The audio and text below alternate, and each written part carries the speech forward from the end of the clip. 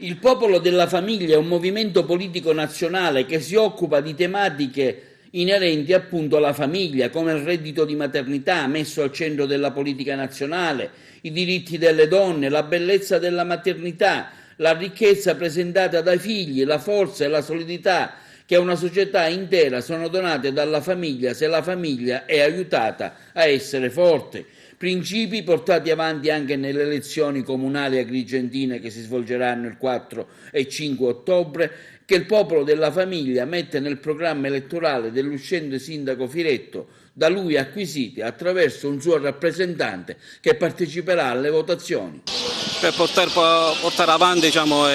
certe leggi che aiutano la famiglia per quanto riguarda il reddito di maternità, il quoziente familiare. Per questo noi abbiamo scelto uno dei nostri candidati che è il professor Sergio Coniglio, che ci rappresenta,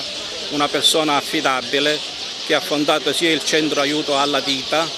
e ha dato esempio di moralità cristiana in questo momento difficile in cui la famiglia viene abbandonata dall'istituzione. Noi portiamo avanti questi valori in modo che le famiglie possano essere aiutate nel futuro a crescere i propri figli come si deve. Quali proposte avete fatto che vi sono state accolte? Quello del reddito di maternità e del quoziente familiare, che abbiamo visto che effettivamente anche nei popoli vicini come la Francia, la Germania, la Svezia sono stati adottati e le famiglie ne hanno avuto veramente grossi vantaggi, in cui i nuclei familiari sono aumentati e hanno portato ricchezza al Paese.